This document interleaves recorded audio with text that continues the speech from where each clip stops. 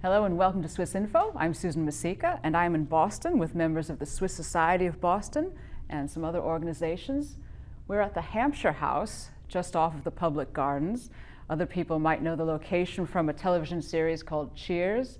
In the basement there's that old bar.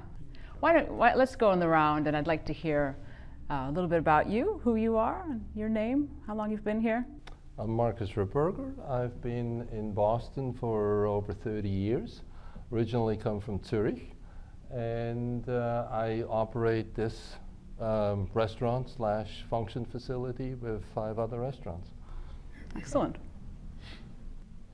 My name is Jean-Pierre Mittard. I grew up in Switzerland in 2 parts. First part of my life in the Valais, the French part of Switzerland, and then in Zurich. My mother tongue is German, but I grew up with both languages. I have been a mobile Swiss, I will call it, for the last 24 years. In New York, London, and Boston for the last 9 years.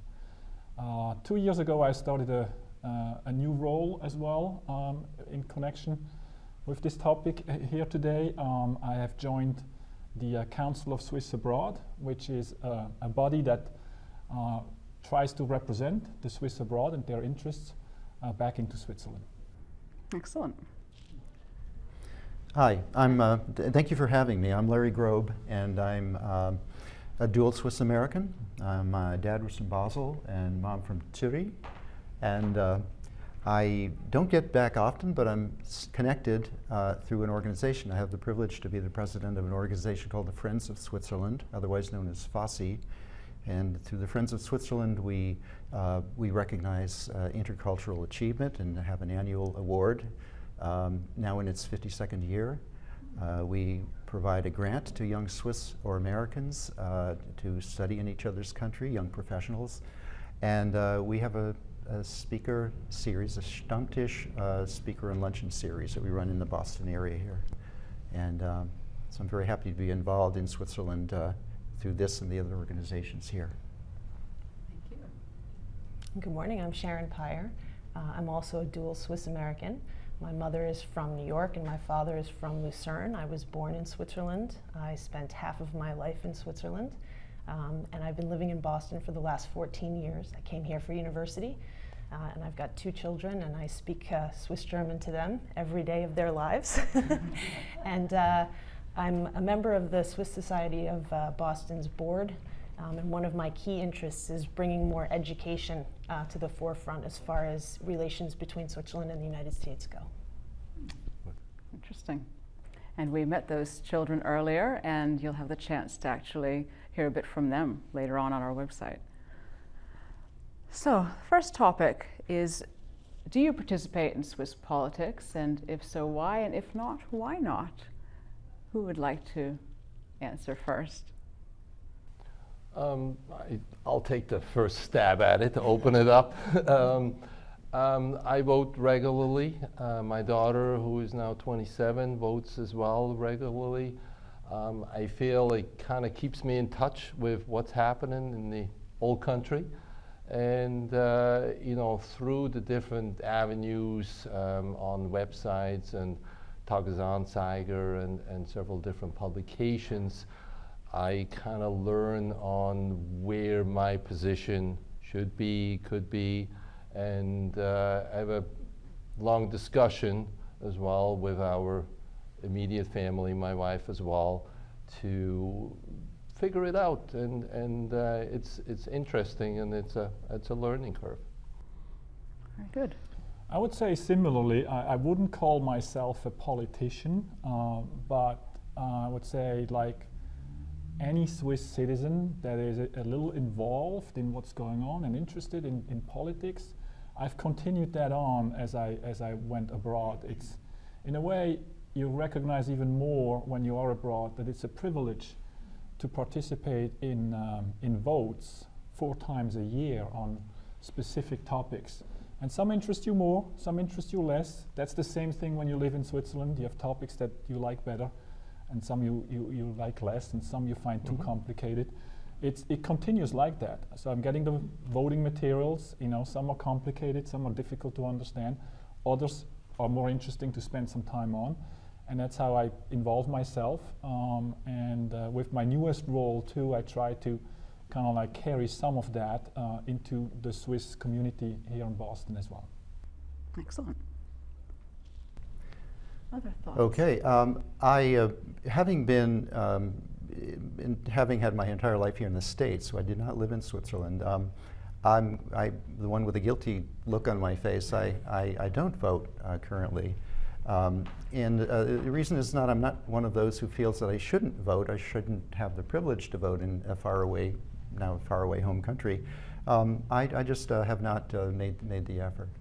I do follow Swiss news fairly closely, though. As part of my job with my organization, at our events, we deliver a news report on the news from Switzerland. I pull that together and, in fact, use Swiss Info quite a bit for sourcing my material. So I have a good interest in what's going on over there. I find some of the things that the Swiss do with regards to voting to be fascinating in contrast to what we do here. I follow the simplification, the creation of voting materials and information, which I find interesting stuff going on in Switzerland, and some other aspects of making voting more accessible to more people and driving perhaps more young voting are things that we could certainly learn from here. So that's my knowledge, and I think perhaps if we do this again, I'll be able to report that I'm voting now. Mm-hmm. So I hope. Mm-hmm. Sounds good. Yeah. I think I'm more in Larry's camp. I was oblivious to the fact that as a citizen living abroad, I could vote until Jean-Pierre pointed it out to me. And so this will probably be the first election that I'll be voting in. I've submitted all of my paperwork. And I think as a Swiss living abroad, it's very important to be able to voice your concerns and your interests and bring your knowledge level to the Swiss as well, and vice versa. So to your point earlier, I completely agree. I think it'll be important, especially as my children get older, they're also Swiss, teaching them more about what's happening in Switzerland and the resources that may be available to them as they grow up that are Swiss. Right. I like to add on that the voting materials that get sent out from Switzerland are very detailed. And it's interesting how you get to know how the government feels, how the opposition feels, and there's a really strong factor on, like, now you got to make up your own mind. But I like to see if, because the Swiss abroad is a very big community, and not just in America, but I'd like to see if, yes, they come out in French, German, Italian, but I think having it in English and being a little bit removed, and sometimes you say, well, the language that you use is what you dream in, and now you're reading this in German or French, and sometimes, as you said, it's a little bit more complicated than you care for. So you dream in English? Well, sometimes. And so I knew you were going to pick up on that. But I think if it was sent out in English, it would be fantastic. Now, my millennium daughter Googles the whole thing and gets the English version of it, but that's kind of like a way around the bush. I think it would be very helpful, like in your case, Larry, if the voting papers came out in English, well, now it's an easy decision. Mm-hmm. Yeah. I have a question. Can I jump in? I was wondering, the voting materials to which you're referring, you may know the answer to this. Are they central Swiss? Do they reach the Swiss voter in Switzerland as well? Or are the voting material we receive here different? Do they come through the organization of Swiss Abroad or something? Are they tailored to our outside existence? It's exactly the same material that everyone gets in Switzerland. In Switzerland, everyone gets it as normal course of business. And abroad, it's those people that have actively registered to vote that receive those same materials. But on the point of English, translating those materials into English, this is not the first time I hear it. It's a very interesting idea. especially if you want to reach the next generation Right. of Swiss that live abroad. But it's a somewhat controversial thing. Absolutely. It hits a nerve in the discussions Yeah. in Switzerland. We had a colleague of mine on the Council of Swiss Abroad that has been on this council for many years, Max Hechler from Arizona, has actually year after year has tried to have the Council of Swiss Abroad itself accept English as a language. The two official languages that we use, they are French and German. But the point is that we have next generations in countries like the US, Canada, Australia, that is better equipped and feels more comfortable to participate in English. And it gets a lot of pushback. We just had another attempt, I'll say about a year and a half ago, and the emotions are riding high. And we get a lot of pushback from delegates that live abroad, right? So maybe there could be more of an understanding, but there's a feeling that, you know, if you participate in the Swiss political life, you should also make the effort to understand it in the official Swiss languages.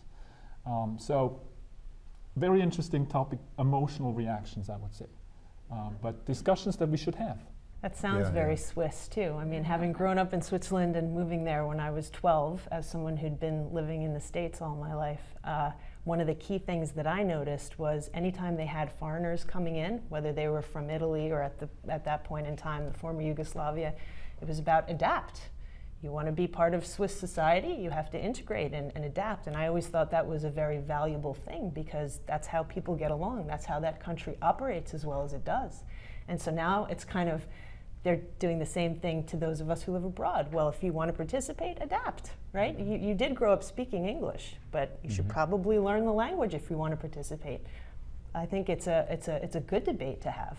It's a healthy one. Right. I just think as there's, and you probably know the numbers better than I do, almost about 1 million people, Swiss citizens living abroad.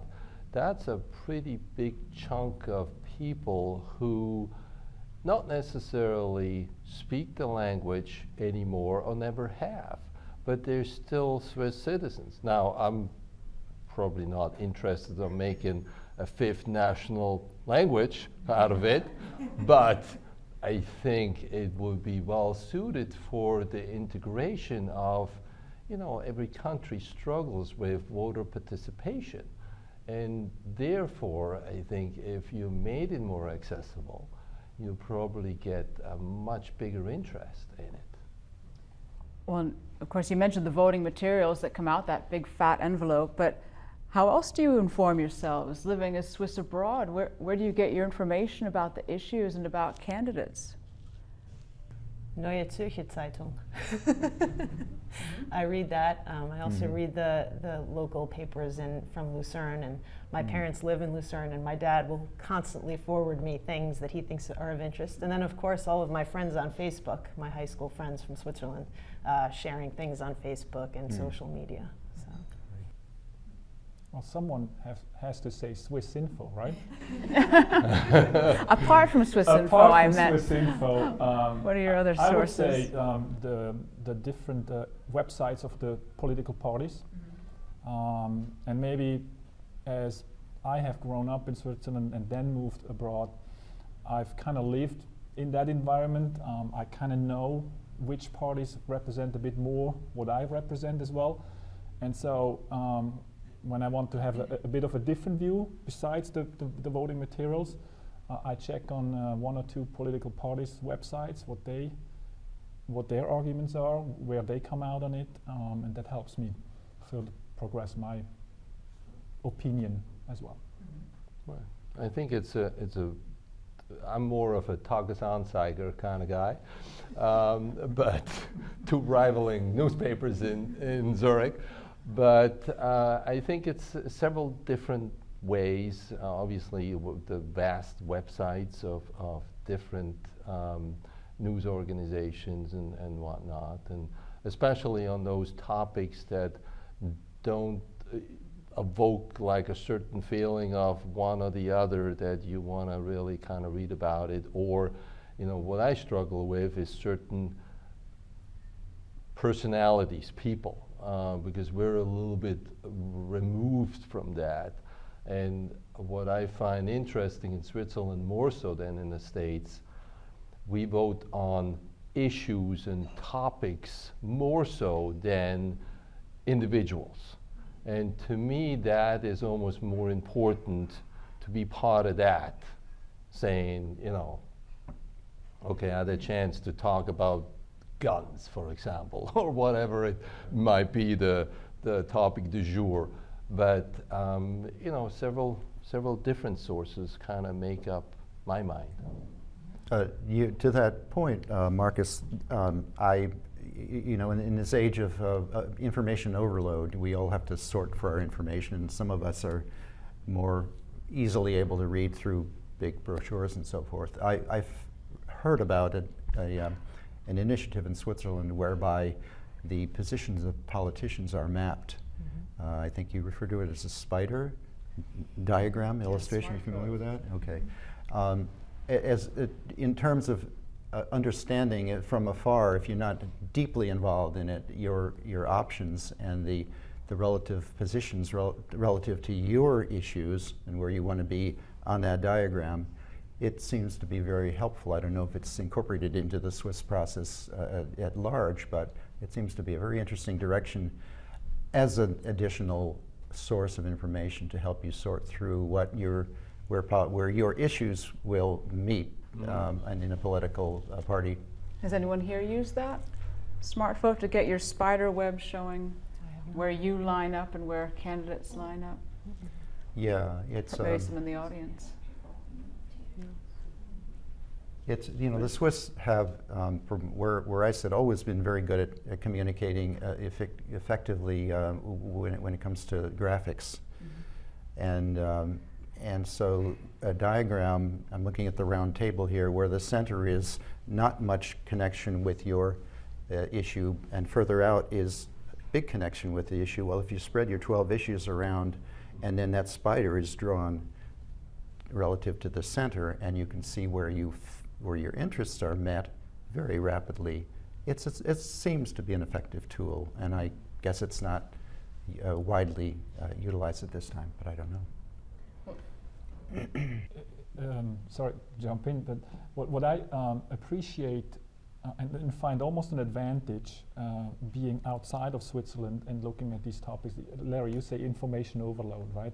There is tons of information. I can just imagine, you know, if something is very heavily discussed in Switzerland and you have a dozen different parties having a view and everyone takes the topic apart and there's details here, details here, details here, and they fight on these little details, that's definitely information overload. And I really enjoy and appreciate when you're a little further away from it, you can look at the topic and say, is this progress I agree with?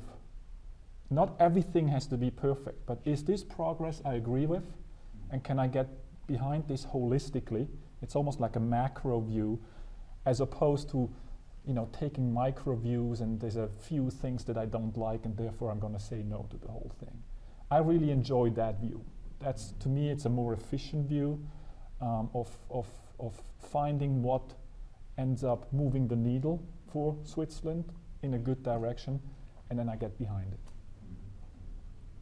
Right, the objective view is very interesting from a little bit further removed.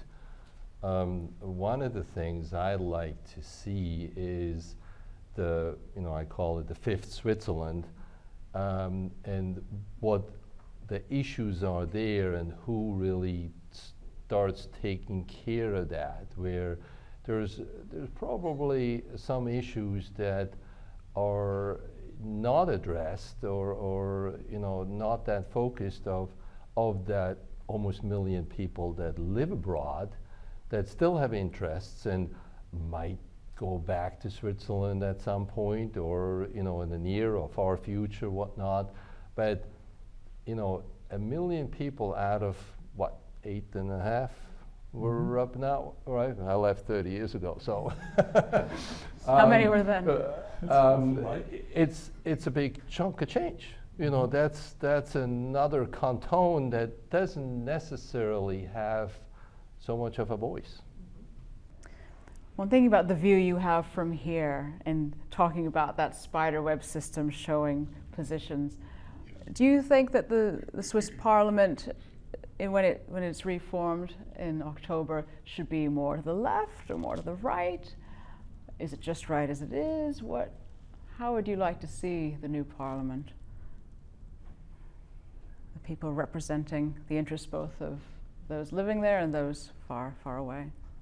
I'm an old-fashioned guy. I'm a conservatist. So, you know, if it's not broken, don't fix it. So I like to see my Switzerland the way I have left it. Now, with somewhat of a progress as well, obviously. But, you know, I think the success of Switzerland has been that it's been conservative, it's been thought through. Any of the issues, really, we don't jump into like certain other countries. We're like, oh, this sounds like a good idea, and some other regime comes in and was like, well, let's just turn it back to the other situation. And it seems like when Switzerland makes a decision, it's steadfast forward versus some of that knee-jerk reaction you see in other countries. So I would generally say that I value the diversity of the parliament. There is no one party in the Swiss parliament that has more than 30% of the seats, and there is many parties involved. And obviously, it's a mirror image of the population that has voted these politicians in. And it shows the diversity of opinions and subject matter expertise that we have in the country. I value that a lot. I value that a lot because I see the contrast with the system and how it works in the US. So first and foremost, in response to your question, Susan, I would say I wouldn't want big changes because I think big changes lead to swings and lead to inconsistencies and programs get disrupted. So that for me stands first. And then as I'm thinking about my positioning, where I have stood politically over my life, I describe it somewhere from middle to left, slightly left. Of course, I'd wish that that part gets a little stronger. They don't need to have a majority because that would not be good for the diversity that I described. But I'm answering in that order, right? I think if the voting process creates a diverse parliament that reflects what the country is, it's a good thing. And it has been relatively constant over many, many years. Individual parties have come and gone, but if you look at kind of like the blocks, it's amazingly constant. Other thoughts about how you'd like to see the parliament and basically, yeah, the people who represent Switzerland? Well, I can say with no expertise whatsoever that from a personal point of view, well, let me start by saying what I think I learned through my exposure to my Swiss family in Switzerland and friends there and so forth over the years is I grew up with an international outlook. I grew up understanding the value of cultures and how they blend together to become something even greater, more interesting. And I've always felt that in Switzerland it's a microcosm of a lot of that. And so that, in contrast to the way I think in a very large country like ours, it's easier to find oneself not that concerned with other cultures, other countries, the world in general, and I think that's very dangerous. And so I would like to sort of see that perhaps a sufficiently left orientation, again, in a sense of a mix, not radically so, in Switzerland, so that that diversity and people of many persuasions, countries, religions, etc., coming together is reflected in the way the country sees itself. Yeah, I would agree with that. I think too much radical change is not a good thing. I think it's the way that the government is organized in Switzerland and structured is done so in such a way that it protects against that kind of radical change, which is one of the reasons why I think we've had so much consistency and just healthy evolution of politics in Switzerland and law reform. I think that as far as moving a little bit to the left, what I'd like to see more of is a little bit more openness toward, like what you said, that fifth element, people living abroad who might want to come back to Switzerland, keeping that doorway open. And I think education is one of the ways in which that can happen. We've had numerous discussions about, just in Boston itself, in our Swiss organizations, about the Swiss internship or the apprenticeship process that they have and how that can be applied globally. I think I work right now for a diversified manufacturing company that is global, that could benefit from the Swiss apprenticeship model. And like I said earlier, I've got children who are fluent in German and Swiss German and would maybe one day like to have the Matura and pass that. But there's no avenue for them to do that. France has an avenue for their citizens living abroad. You can do it by mail, homeschooling, and you can, every year, you submit your work and your exams, and then you get accredited for every year of your schoolwork, and eventually you can get the Matura, or what they call A-levels, I believe it is. I would like something of that nature so that people who are living abroad have that opportunity to come back into Switzerland as opposed to being isolated, right? And sitting kind of on the outside. So that's really something then that you'd like to see happening, that lawmakers would figure that out to help the Swiss abroad. Right, and it's complicated because we have the federal level and then we have the canton level, right? And most of the laws are passed at the canton level as far as education goes. The federal government doesn't get involved. But this would be one of those examples, that was mentioned earlier, where we are another set of, citizens who have rights and maybe can bring more value to the country as a whole. And people leave and they come back. And Switzerland is one of those countries that's landlocked, right? And growing up there, we would hear a lot about they can't see beyond the mountains. So this would be a way to help, broaden their horizons as well.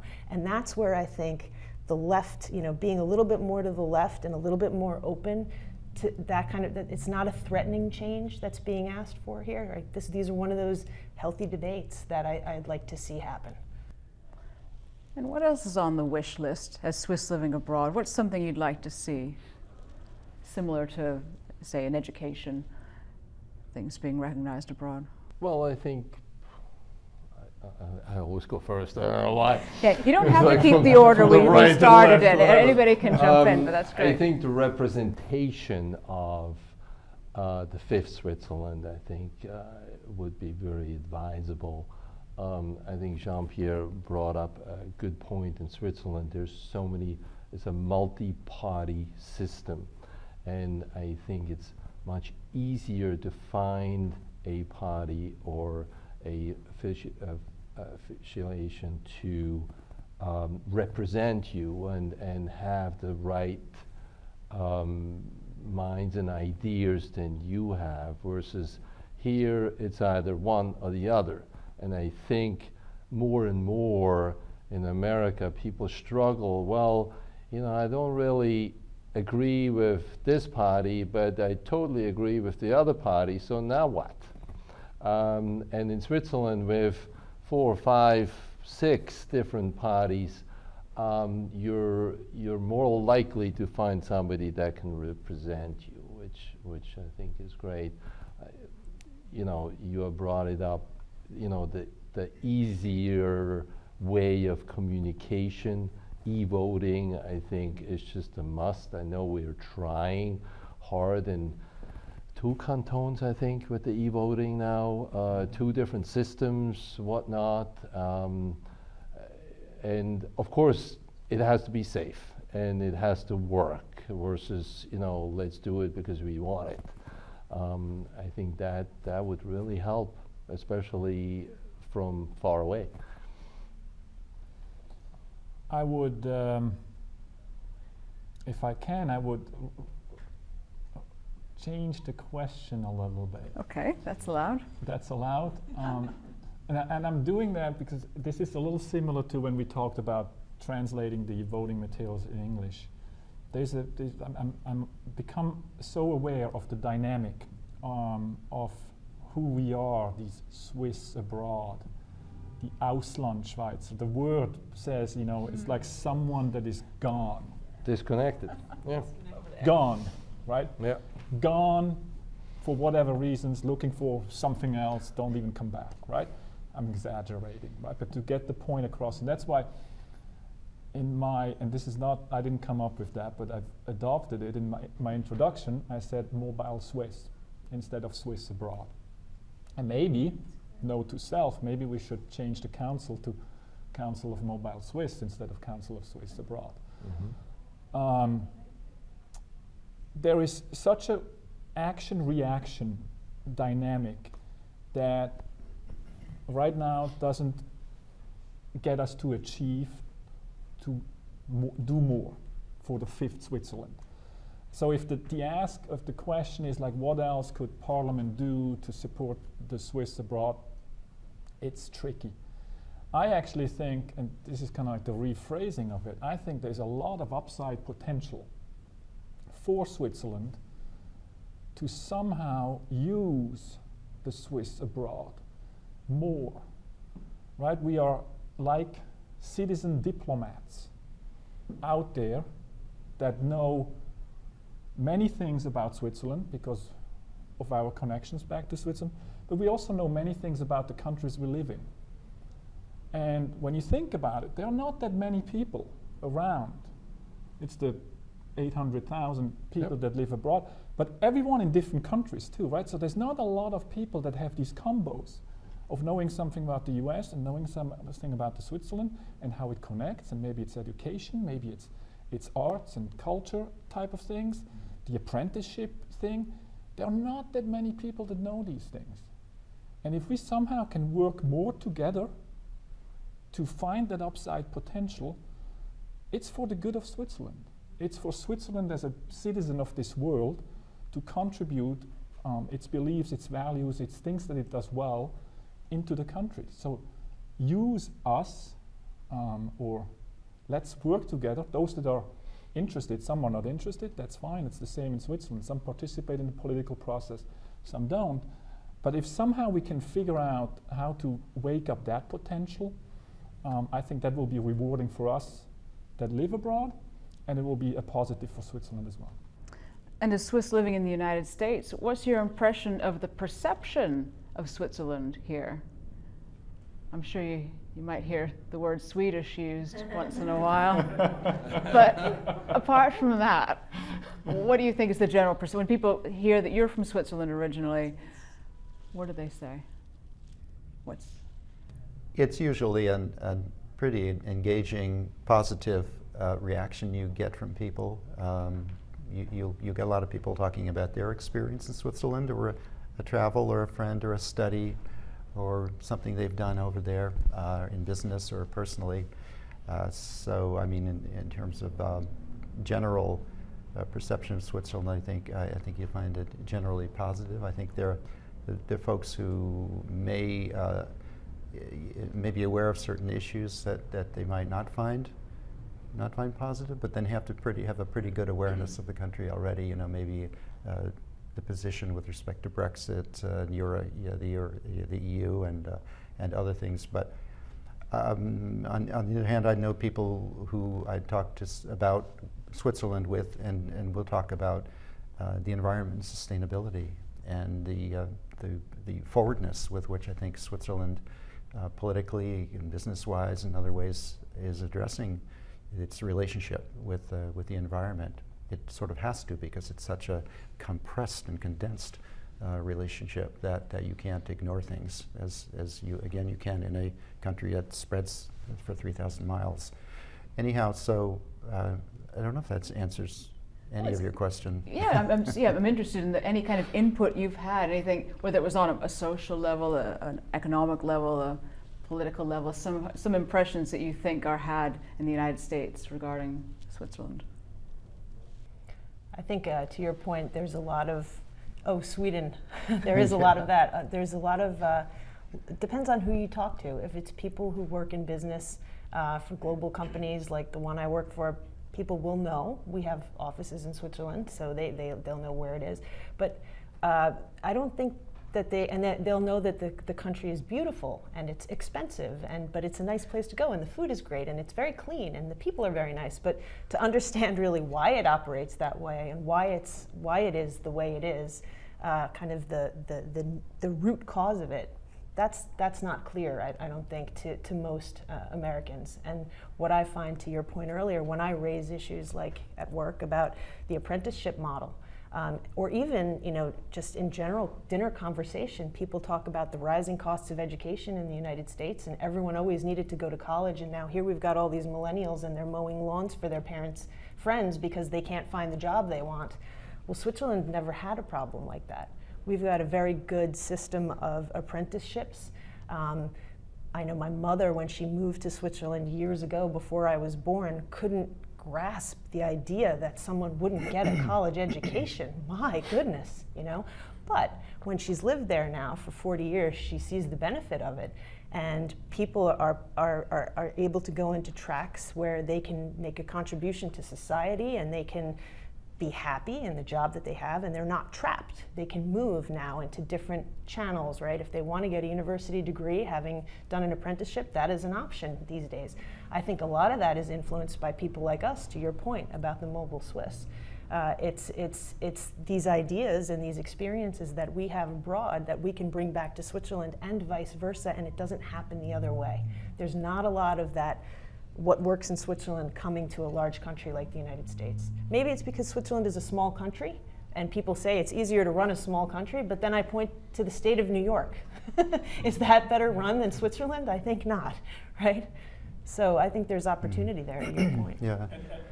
So go ahead. Well, if I could just tag on to this, with respect to the apprenticeship point, I think Switzerland's getting more and more recognition for the robustness and the inspiration that its apprenticeship system represents, and its applicability here in the States. There is a sort of apprenticeship renaissance going on here in the States. One of the recent winners of our Stratton Prize was Ambassador Susie Levine and her husband Eric, who spent years in Switzerland familiarizing themselves with the apprenticeship system, working with thousands of apprentices and hundreds of businesses, and then trying to bring it to the attention of people here in the States upon their return. And they've been working at the state level with governors and other state workforce development organizations across the country. We here in Massachusetts have formed a small task force to try to share the inspiration of the Swiss apprenticeship system with the people in the state government who are actually, they are doing this now, trying to develop a strategy for the state with respect to business and academic connections that are apprenticeship-like. And so I think more people in the States are going to be seeing Switzerland for that kind of inspiration, and it's a very good thing. And it's something we really could use here. Absolutely. We need a path that's not college, a path to success. Yeah. And it can be done. And yeah, your work with the Massachusetts Department of Labor sounds like a good upcoming story, maybe, for some Yeah, it could be. Yeah. So the general point, I think, here is again upside potential for more, and these are things, observations that we make as we are here. Fundamentally, the US and Switzerland, in many regards, they're not that different, right? Politically, the constitution and so on, there's a lot of similarities, obviously, because it was a copy of each other. But I think in terms of values and fundamental, general approach to life, approach to the economy, etc. There's a lot of similarity. We understand each other. You know, sometimes we are referred to each other as sister republics. And I think actually it's useful for Switzerland to be even more aware of this. The interest of the apprenticeship program is really an opportunity for Switzerland to lead. But even take Obamacare. Obamacare is something that has been somewhat inspired, from the Swiss healthcare system as well. And I think there's a lot of those things that we could explore more. There's now potential talk of a trade agreement between Switzerland and the US. And I think we can put more efforts behind these ideas. We can maybe use the citizen diplomats that live here in the country already. We maybe can better concentrate the efforts from Switzerland themselves. Efforts from Switzerland sometimes come out of different departments. Sometimes it's the Department of Exterior, sometimes it's the Department of Economy. So maybe that's not all ideally coordinated, I don't know. But I can just see how more of those efforts, maybe it's about Switzerland being more confident about the influence it can have in leading certain things. I mean, Switzerland stands for innovation, it stands for quality, high education, it has great views on transportation. There's a lot of things that it does well. Carry it out, make the world a better place with these things. I just wanted to point out a little known fact maybe, and that is that Massachusetts and the Canton Basel have a sister relationship, a formal sister relationship, which may not be that active now. It was when it began a number of years ago. And it's something I hope our organization can put the spotlight on again, because there have been exchanges, academic and other, and other governmental connections. I don't know how many people know about this. I didn't either. I didn't either. Thank you. Now, last question that steps away from politics a bit, but very much reflects who you are and where you are. I'd like to know, what is something that you miss about Switzerland or the Swiss lifestyle, and what is something that you really appreciate about living in the United States? Don't start with me. Okay. I know that's one people may need to think about a bit. Well, it can really be anything. As I've been in Boston for many years, I think Boston's very European style city. It feels comfortable. It probably feels a little bit more Swiss than many other cities in the United States. What do I miss? I think maybe the cleanliness and the organization, but then in the same time, I love the freedom and the creativity that is a little bit more prevalent over here, maybe. I miss the ability to get in a car and be on a ski slope in 10 minutes. I miss the ability to get up in the mountains on a gray day and just have beautiful sunshine and fresh air. And what I don't miss is the attitude, a little bit of I don't want to say negativity, but what I love about the United States is try, go get, positive attitude. You fail, you get up, you go again. And especially as a woman, that kind of attitude in Switzerland was, when I was living there, not so welcome. And maybe it's just fear or lack of confidence, Right. as opposed to welcome, I don't know. But I feel more comfortable in a professional environment here in the States.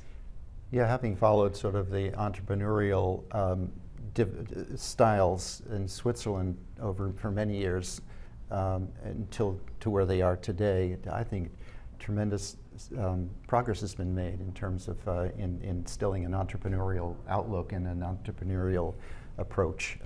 The Swiss Next Consulate here is centrally involved in promoting entrepreneurial awareness amongst Swiss who come here and go through their programs and whatnot. But success through failure is something that maybe Sharon's thinking of, that is exactly the way things happen here. You fail, You learn something, you go on, you do another thing. And that wasn't always the way in Switzerland.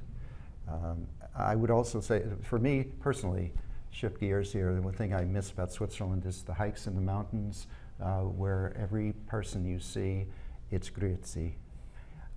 I've kind of missed that degree of open friendliness here, so much that I put it on my license plate. Oh. That's amazing. So I'm waiting for the honks. Fantastic. Yeah.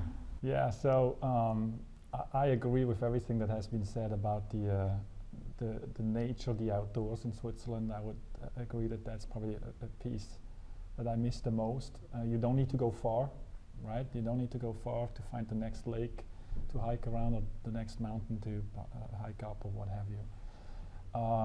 And then on the other side, in the U.S., similar to what you both pointed out, I would say the positive attitude, the can-do attitude. When something new comes up, it tends to be, let's try it, let's see, this could work. There is an enthusiasm behind a new idea, where maybe in contrast in Switzerland, it's more like finding the reasons not to do it. Great. And would anybody in the audience like to jump in on that? Or has anyone got a question from the earlier part of the discussion? Yes? One thing I liked about here, and I came partially to the United States for that, was the educational opportunities. When I grew up in the 70s, 60s, 70s, there was really none for women, for smart women to get ever a professorship or something like that. High school, gymnasium was about the highest we could aim for. And here that was different. It was more on merit and less on, other things. And so I'm very grateful for that for here. And of course I miss the food, and I miss the mountains, and I grew up on Philosophenweg along the Aare, all of that. I miss the swans right outside the door. Yes, and the language. I hardly ever get to speak Swiss German. And it's a beautiful language. I'm a linguist trained as well, so that's part of, I'm collecting memories of words, Gigampfen oder Bambele mit dabei, things like that maybe today nobody uses anymore. But that's home. Can I respond, take a jump off from there? There are so many things that the Swiss are good at bringing here that you miss over there. You can bring the mountains, but you can bring other things. So, and one example is, we have a remarkable woman in the Boston area. Her name is Renata von Charner. And Renata was a landscape architect, Swiss born, Swiss trained, came to the United States, and brought her Swiss sensibilities about how cities and their rivers, their waterways interact with each other. She brought it to Boston. She formed an organization called the Charles River Conservancy, and engaged thousands and thousands over the years of volunteers to help work, maintain, sustain, beautify the Charles River banks. And one of the projects she's leading right now is swimming in the Charles River Basin, Swiss style. The Strandbad right there, and we're getting there. And so we can bring some Switzerland here occasionally. Yeah, and she would like to have come, but she had another commitment. But on our website, there's a podcast actually I did with her. I interviewed her in Basel, and she took me on my first swim in the Rhine.